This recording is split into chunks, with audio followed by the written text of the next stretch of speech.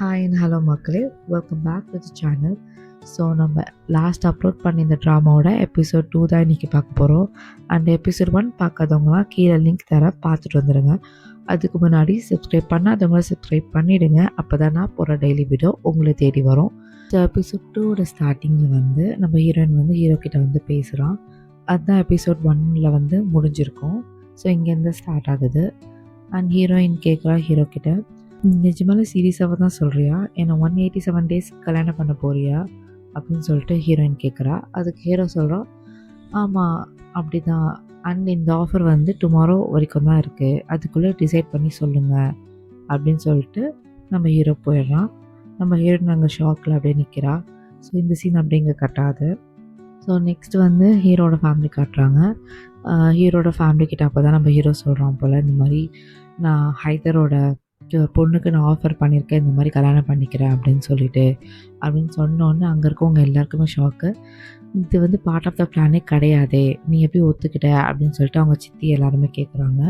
அப்போ சொல்கிறோம், இப்போ பிளான் சேஞ்ச் ஆகிடுச்சு, நான் இப்படி தான் டிசைட் பண்ணியிருக்கேன் அண்ட் இப்படி தான் நான் பழி வாங்க போகிறேன் அப்படின்னு சொல்கிறான். ஸோ இங்கே அந்த சீன் அப்படியே கட்டாது. அவங்க ஃபேமிலி மெம்பர்ஸ்க்கு எல்லாருக்குமே ஒரே ஷாக்காகவும் இருக்குது. நெக்ஸ்ட் சீனில் நம்ம ஹீரோயினோட ஃபேமிலி தான் காட்டுறாங்க. ஹீரோனோட அப்பா வந்து செம்மையாக டென்ஷனாக கத்திட்ருக்காங்க. யார் அவன், எதுக்கு இந்த மாதிரி ஆஃபர்லாம் கொடுக்குறான், ஒன்றுமே புரியலையே அப்படின்னு சொல்லிட்டு. இன்னொரு பக்கம் வந்து ஹீரோனோட அண்ணன் வந்து டென்ஷனாக கத்திட்ருக்கான். நான் நசீருக்கு வந்து வாக்கு கொடுத்துட்டோமே, அவனுக்கு தானே கல்யாணம் பண்ணி வைக்கணும், இப்போ என்ன மாற்றுறீங்க, இப்போ என்ன யோசிக்கிறீங்க, முடியாதுன்னு சொல்ல வேண்டியதானே அந்த ஆஃபரை அப்படின்னு சொல்லி இவன் ஒரு பக்கம் கத்திட்ருக்கான்.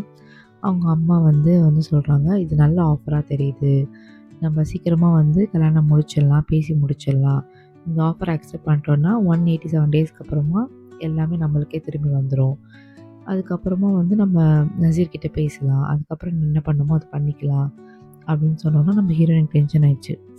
இப்போ தான் ஒரு பையனுக்கு வந்து கல்யாணம் பண்ணி கொடுக்கலான்னு சொல்லிட்டு பண்ணலான்னு இருந்தீங்க, இப்போ வந்து உங்கள் இஷ்டத்துக்கு மாற்றுறீங்க, நான் என்ன பொருளா அப்படின்னு சொல்லிட்டு அவள் செம்மையாக கத்துறா. அப்போ தான் நம்ம ஹீரோயின் சொல்கிறா, என்ன நினச்சிட்ருக்கீங்க எல்லாருமே, யாரோட ஆஃபர் பெட்டராக இருக்கோ அவங்கக்கிட்ட கல்யாணம் பண்ணி கொடுக்கலான்னு பேசிகிட்டு இருக்கீங்க, என்ன நினச்சிட்ருக்கீங்க, 187 டேஸ்க்கு அப்புறமா வந்து அவன் என்னை டிவோர்ஸ் பண்ணுறது சொல்கிறான், தெரிஞ்சே என்னை வந்து குழியில் தள்ள பார்க்குறீங்களா அப்படின்னு சொல்லிட்டு செம்மையாக கத்திட்டு அவள் அங்கேருந்து போயிடுறா. இங்கே அந்த சீன் அப்படியே கட்டாது. ஸோ நெக்ஸ்ட் சீன் தான் காட்டுறாங்க. நெக்ஸ்ட் சீனை நம்ம ஹீரோட ஃபேமிலியை காட்டுறாங்க. அவங்க வந்து இந்த பிரச்சனையை வந்து ஆர்கியூ பண்ணிகிட்ருக்காங்க.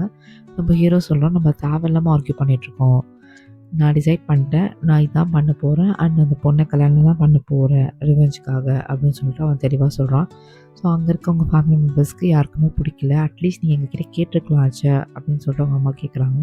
கேட்டிருந்தா நீங்கள் பர்மிஷன் கொடுத்துருப்பீங்களா அப்படின்னு கேட்குறான். அப்புறமா வந்து சரி ஓகே ஃபைன் அப்படின்னு சொல்லிட்டு அவங்க அம்மா ஏதோ நீ சொல்லிட்ட பரவாயில்ல நாங்கள் அட்ஜஸ்ட் பண்ணிக்கிறோம் அப்படின்னு சொல்கிறாங்க. அப்போ தான் சொல்கிறான், அவங்க அம்மா கேட்குறாங்க, அவங்க வந்து அக்செப்ட் பண்ண மாட்டாங்களா ஆஃபரை அப்படி சொல்லிட்டு கேட்குறாங்க. அப்போ தான் நம்ம ஹீரோ சொல்கிறோம், அவங்க கண்டிப்பாக அக்செப்ட் பண்ணுவாங்க, அப்படி அக்செப்ட் பண்ணலைன்னா நான் கண்டிப்பாக அக்செப்ட் பண்ண வைப்பேன், அக்செப்ட் பண்ணுற வரைக்கும் நான் விட மாட்டேன் அப்படின்னு சொல்கிறான். இங்கே அந்த சீன் அப்படி காட்டாது. ஸோ நெக்ஸ்ட் சீன் காட்டுறாங்க. நெக்ஸ்ட் சீனில் நம்ம ஹீரோயினோட ஃபேமிலி தான் காட்டுறாங்க. அங்கே வந்து அங்கே கோட்டு போட்ட பையன் வந்துட்டான், வந்து செம்மையாக கத்துறான், நான் கல்யாணம் பண்ண போகிற பொண்ணு எப்படி அவன் தூக்கிட்டு போவான், யார் அவன், ஏன் அப்படி பண்ணால் செம்மையாக கத்துறான். அப்போ தான் வந்து அவங்க அப்பா வந்து காமாக இருக்கிறது தெரியுது, இங்கே என்ன நடக்குது, ஏன் இப்படி எல்லோரும் சைலண்ட்டாக இருக்கீங்க அப்படின்றான். அப்போ தான் அவனுக்கு எல்லா விஷயமும் தெரியுது, இந்த மாதிரி வந்து அவன் ஆஃபர் சொல்லியிருக்கான் எல்லாமே. செம்மையாக கோவப்படுறான், நான் போய் அவனை கொல்ல போகிறேன், அவனை சும்மா விட போகிறதில்ல அப்படின்னு சொல்லிட்டு கிளம்புறான். அப்போ ஹீரோயின் அப்போ வந்து ஸ்டாப் பண்ணிவிட்டு, நீ வெயிட் பண்ணி இந்த மாதிரிலாம் பண்ணாத, நான் அது வந்து ஹீரோயின் வந்து என்னோடய பொண்ணு, நான் தான் யோசிக்கிறேன் யாருக்கு கொடுக்கணும்னு. அப்போ வந்து அந்த பையன் சொல்கிறான், இவ்வளோ கொஞ்ச நேரத்துக்கு முன்னாடி வரைக்கும் எனக்கு கல்யாணம் பண்ணி கொடுக்குறதா இருந்தீங்க, இப்போ எப்படி எல்லாமே சடனாக மாறிடுச்சு அப்படின்றான்.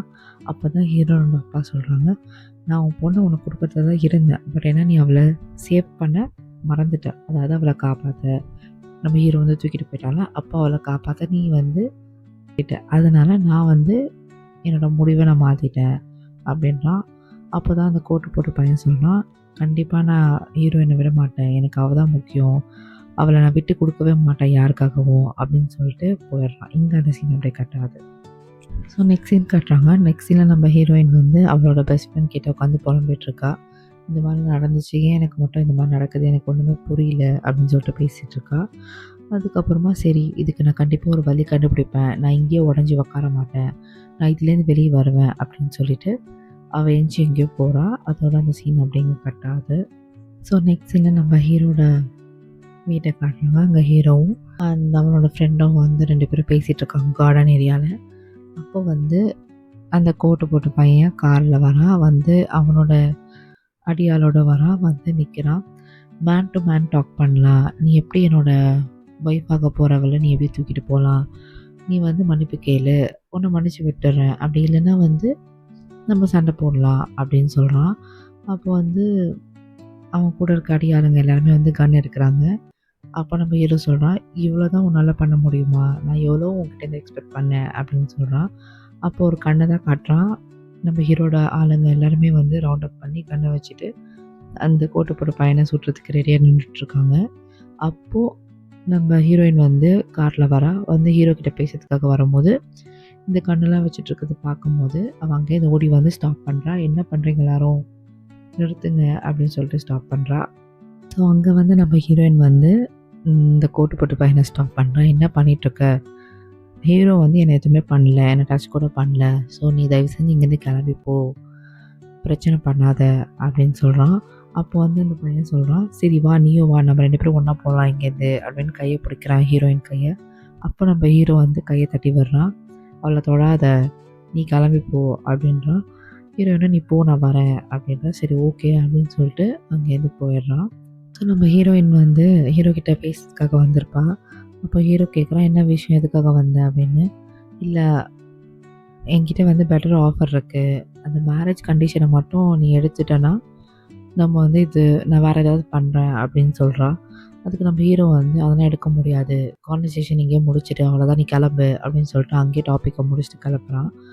ஸோ நம்ம ஹீரோ அவன் வீட்டுக்குள்ளே போயிடுறான். பட் ஹீரோயின் வந்து நம்ம ஹீரோ பின்னாடியே வந்துடுறான்.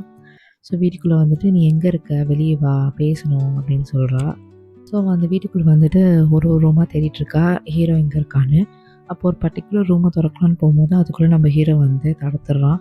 தடுத்துட்டு நீ இங்கே என்ன பண்ணுற அப்படின்னு சொல்லிட்டு கேட்குறான். இல்லை நான் உன்னை தேடி தான் வந்தேன், பெர்மிஷன் இல்லாமல் வீட்டுக்குள்ளே வரக்கூடாது, உனக்கு தெரியாதா, எதுக்காக வந்த அப்படின்னு சொல்லிட்டு நம்ம ஹீரோனை பிடிச்சிட்டு நம்ம ஹீரோ வந்து வெளியே வந்துட்டு அவனோட பைக்கை வந்து ரெடி பண்ணிகிட்ருக்கான். அப்போ நம்ம ஹீரோயின் பேசிகிட்டே இருக்கா.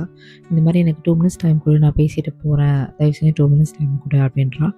அப்போ நம்ம ஹீரோ சரி விடமாட்டா போல், சரி 2 மினிட்ஸ் தான், அதுக்கப்புறம் நீங்கள் இங்கேருந்து போயிடணும் அப்படின்னு சொல்லிட்டு சொல்கிறான். நம்ம ஹீரோயினை ஸ்டார்ட் பண்ணுறான்.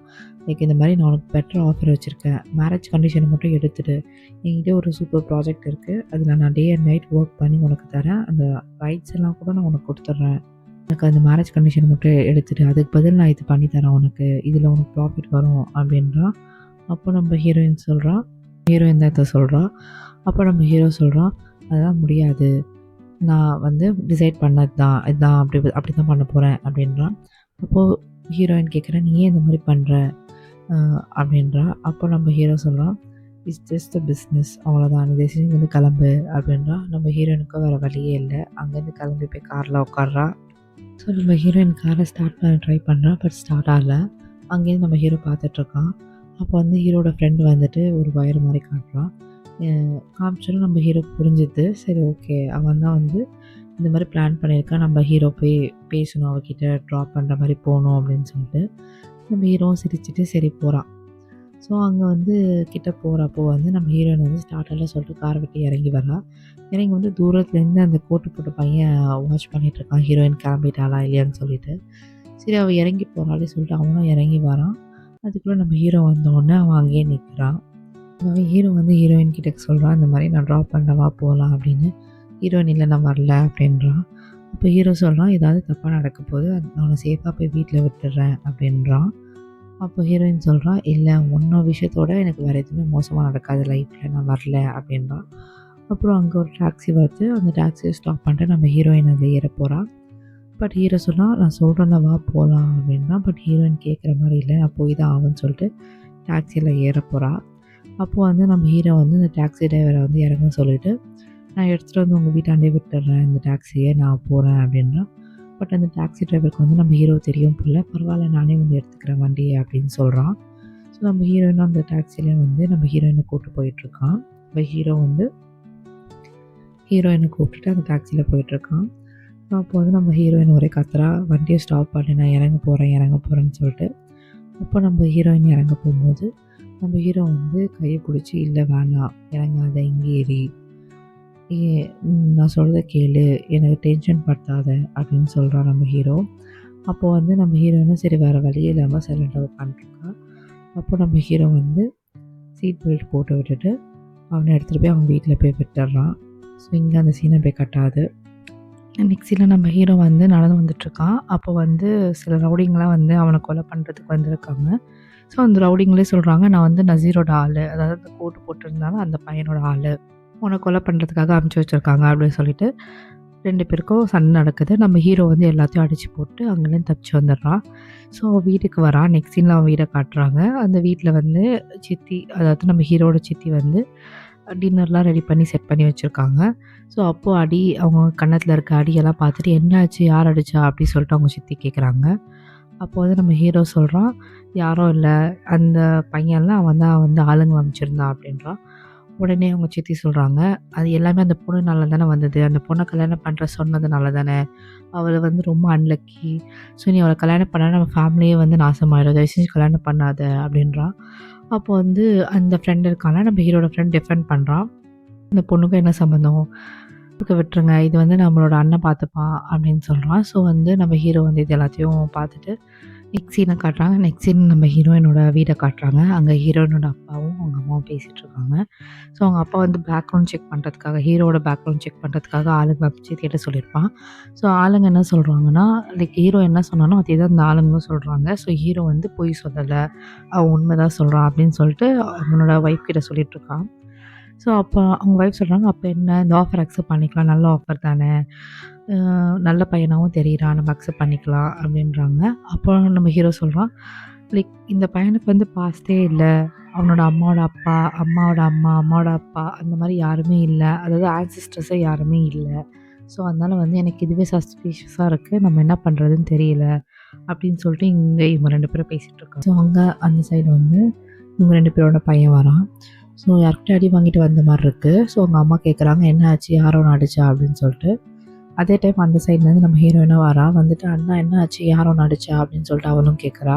அப்போது வந்து அவன் சொல்கிறான், நம்ம கடன் வாங்கியிருந்தோம்ல, அவங்க தான் இந்த மாதிரி அடிச்சிட்டாங்க, நாளைக்குள்ளே நம்ம காசை திருப்பி கட்டலைன்னா நம்மளை கொண்டுடுவேன்னு சொன்னாங்க அப்படின்றான்.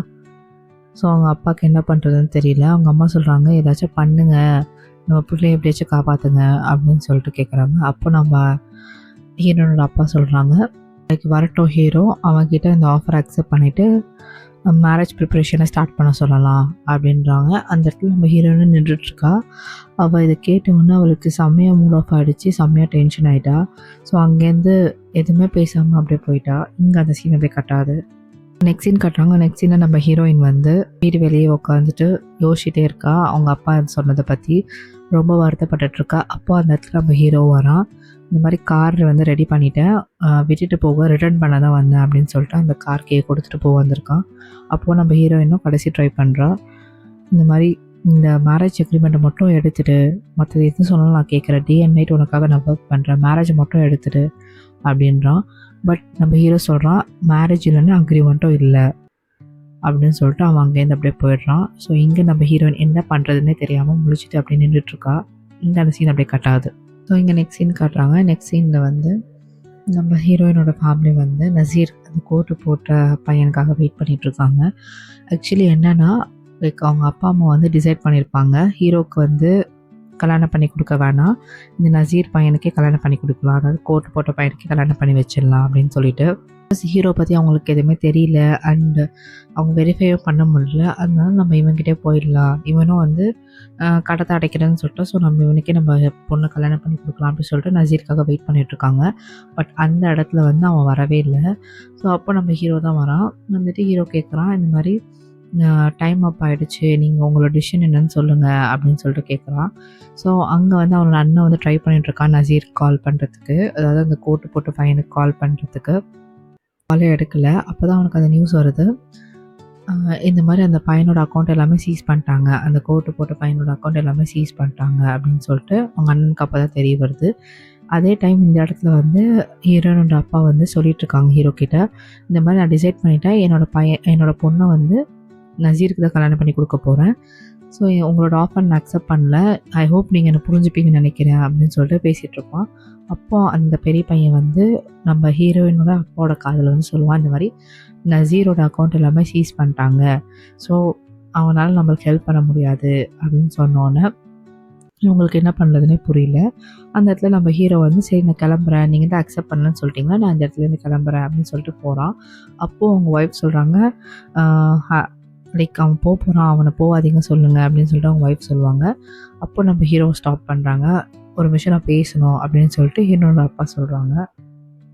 ஸோ இங்கே நம்ம ஹீரோனோட அப்பா வந்து ஒரு நிமிஷம் பேசணும்னு சொன்னதுக்கப்புறமா வந்து நம்ம ஹீரோ வந்து லைட்டாக ஸ்மைல் பண்ணிக்கிறான். ஸ்மைல் பண்ணிவிட்டு திரும்புகிறான். ஆக்சுவலி இது எல்லாமே நம்ம ஹீரோட பிளான் தான். அந்த கோட்டு போட்டு பையனை வந்து போலீஸ்கிட்ட மாட்ட வச்சது, அப்புறம் அவன் அக்கௌண்ட்டை சீஸ் பண்ணது எல்லாமே நம்ம ஹீரோட பிளான் தான், part of the plan. So அப்போ தான் வந்து ஹீரோனோட ஃபேமிலி வந்து அக்செப்ட் பண்ணுவாங்க இந்த ஆஃபரை அப்படின்னு சொல்லிட்டு ஹீரோ தான் இது எல்லாமே பிளான் பண்ணியிருப்பான். ஸோ அப்போ தான் வந்து ஹீரோனோட அப்பா சொல்கிறாங்க, இந்த மாதிரி உங்கள் ஆஃபருக்கு நான் அக்செப்ட் பண்ணிக்கிறேன் வித் ஆல் கண்டிஷன், நான் மேரேஜுக்கும் அக்செப்ட் பண்ணிக்கிறேன் அப்படின்னு ஹீரோனோட அப்பா சொல்லும் போது நம்ம ஹீரோக்கு வந்து ஒரு ஃப்ளாஷ்பேக் மாதிரி போகுது. லைக் சின்ன வயசில் வந்து ஹீரோனோட அப்பா வந்து நம்ம ஹீரோ சின்னதாக இருக்கும் போது அடித்த மாதிரி கொடுமைப்படுத்தின மாதிரி ஒரு ஃப்ளாஷ்பேக் மாதிரி பின்னாடி போகுது. நம்ம ஹீரோவோட ஃப்ளாஷ்பேக்கில் வந்து யோசிச்சுட்ருப்பான். அப்போது சொல்லியிருப்பான் ஃப்ளாஷ்பேக்கில், ஹீரோயினோட அப்பா கேட்டால் இந்த மாதிரி நான் உங்களை சும்மா விட மாட்டேன், யாரையுமே நான் சும்மா விட மாட்டேன் அப்படின்னு சொல்லியிருப்பான். அதை இப்போ ரீகால் பண்ணுறான். ரீகால் பண்ணிவிட்டு அந்த டைம் இப்போ வந்துடுச்சு, நான் வந்து ஒருத்தர் விடாமல் எல்லோரும் ரிவெஞ்ச் எடுப்பேன் அப்படின்னு சொல்லிட்டு மனசில் நினைப்பான். நினச்சிட்டு அவங்க அப்பா கிட்டே கேட்பான், ஹீரோனோட அப்பா கிட்டே கேட்பான், இந்த மாதிரி எல்லா கண்டிஷனுக்கு தானே ஓகே சொல்கிறீங்க, மேரேஜுக்கு கூட தானே ஓகே சொல்கிறீங்க அப்படின்னு சொல்லிட்டு. அப்போது ஹீரோனோட அப்பா சொல்லுவாங்க, ஆமாம் நீ என் பொண்ணை கல்யாணம் பண்ணிக்கலாம் அப்படின்னு சொன்னோன்னே நம்ம ஹீரோயினோட ஃபேஸ் வந்து அப்படியே மாறிடும். அவள் செம்மையாக கோவமாக இருப்பாள் அண்ட் கண்ணில் ஃபுல்லாக தண்ணி இருக்கும். அவளுக்கு என்ன பண்ணுறதே தெரியல. இங்கே அந்த சீன் அப்படியே கட்டாது. இந்த எபிசோடும் இங்கேயே முடியுது. எபிசோட் 2 இங்கே முடிஞ்சிடுச்சு. ஸோ தேங்க்ஸ் ஃபார் வாட்சிங் கைஸ். எபிசோட் 3 நெக்ஸ்ட் வீடியோவில் அப்லோட் பண்ணுறேன். அண்ட் மறக்காமல் லைக் பண்ணுங்கள், ஷேர் பண்ணுங்கள் அண்ட் சப்ஸ்கிரைப் பண்ணுங்கள் அண்ட் கமெண்ட் பண்ணுங்கள். எனக்கு கொஞ்சம் மோட்டிவேஷனாக இருக்கும். And see you in the next video. Bye bye.